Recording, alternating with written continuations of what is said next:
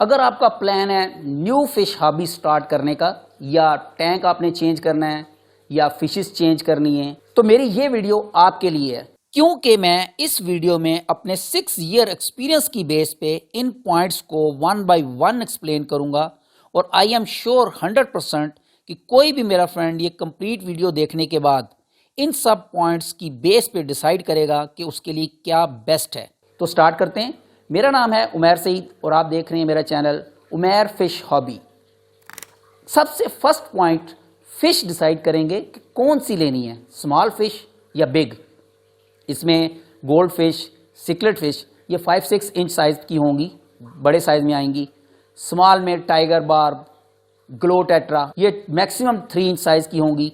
इनका वेस्ट कम होगा, tank size भी कम चाहिए, फिल्ट्रेशन सिस्टम भी स्ट्रांग नहीं चाहिए, इजीली रह सकती हैं। 2 फीट के टैंक भी बेस्ट होगा।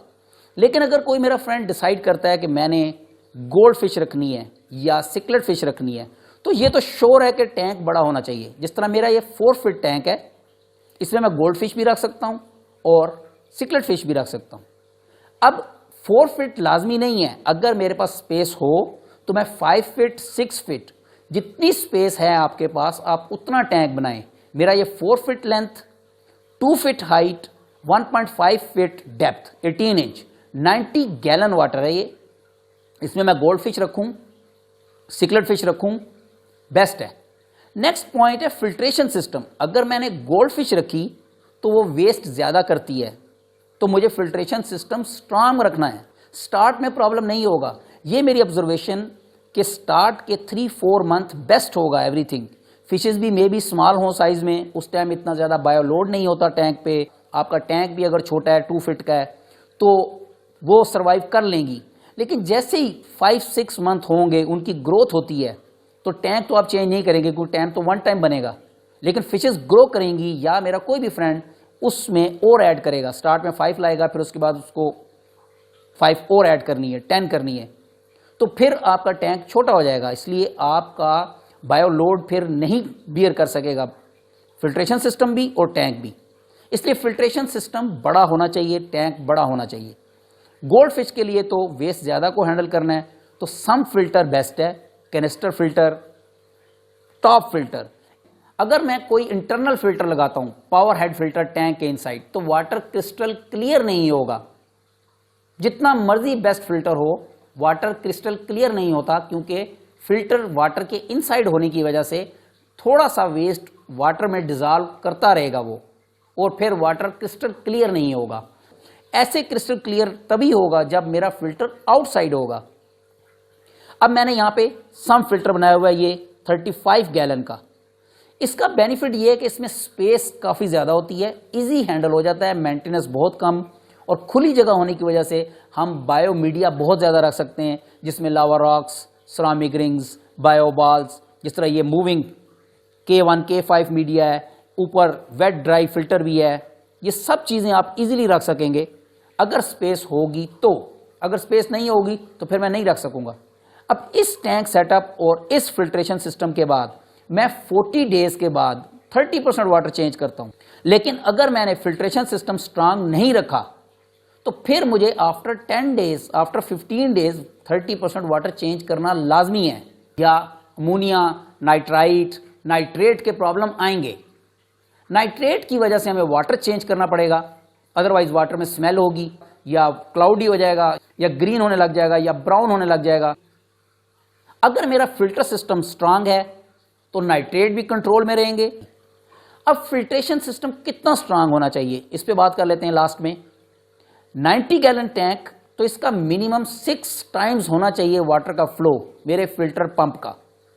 इट मीन्स कि 90 गैलन के लिए जो मैं वाटर पंप लगाऊंगा सम्प में, वो 540 गैलन होना चाहिए, या लीटर्स में अगर हम देखें तो 2000 litre per hour.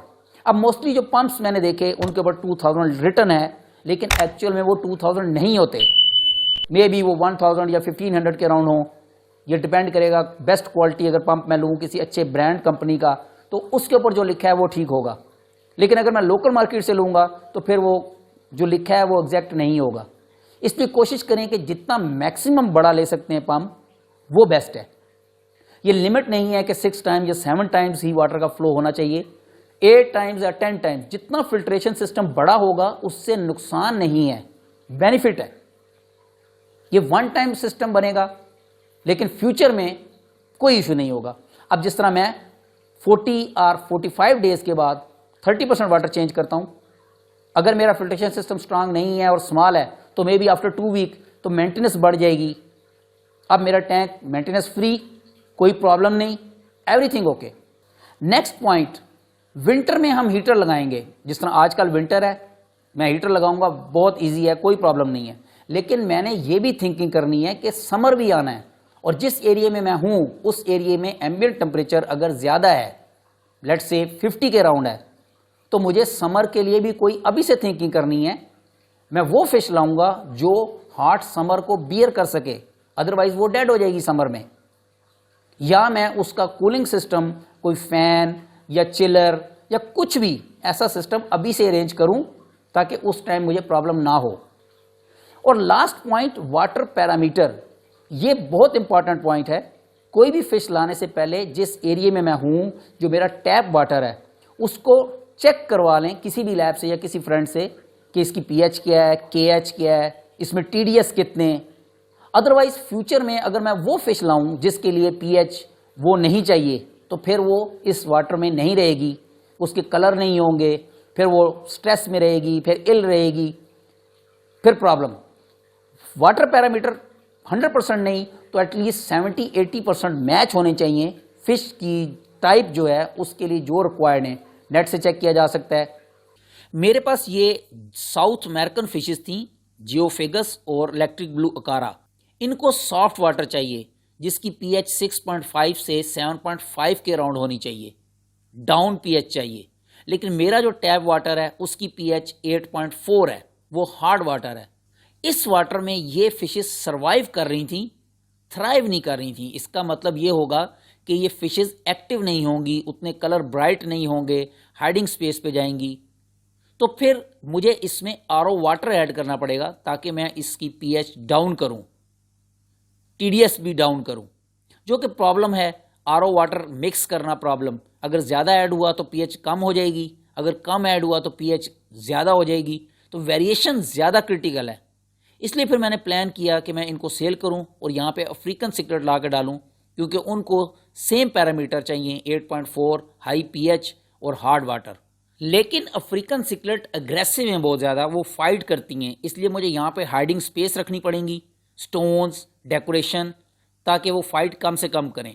Next point, different variety add नहीं करनी, क्योंकि अफ्रीकन सिकलेट्स में पीकॉक, अंबूना, हैप्स काफ़ी वैरायटी हैं। अगर मैं इनको सारियों को कंबाइन कर दूंगा इस एक टैंक में तो मैक्सिमम चांस है कि हर टाइम फाइट होती रहेगी। एक टाइप की रखेंगे तो कम फाइट होगी लेकिन कम होगी। उसके लिए मैं उसकी क्वांटिटी को ज़्यादा करूँगा। अगर मैं यहाँ पे 10 फिशेज़ रखूँगा तो ज़्यादा फाइट होगी। अगर मैं यहाँ पे 25 या 20 एटलीस्ट ओवर स्टॉक कर दूँ तो फिर फाइट कम होगी, क्योंकि एग्रेशन डिवाइड हो जाएगी सब फिशेज़ में। अभी मैंने वो ऑर्डर की हुई हैं, होपफुली वो 1 वीक में अराइव होंगी। फिर मैं उनको इस टैंक में डाल के उनकी वीडियो अपलोड कर दूंगा। आई होप ये वीडियो किसी दोस्त की हेल्प करेगी स्टार्ट में। जो मैंने 6 years एक्सपेरिमेंट करने के बाद, प्रॉब्लम्स फेस करने के बाद लर्निंग की, कोई भी मेरा फ्रेंड 7-8 मिनट में वो सब पॉइंट्स नोट कर ले। स्टिल अगर कोई पॉइंट क्लियर ना हो तो कमेंट्स में मुझसे पूछ सकते हैं, मैं फुल ट्राई करूँगा उसका रिप्लाई करूँ। Thanks for watching, take care, bye bye.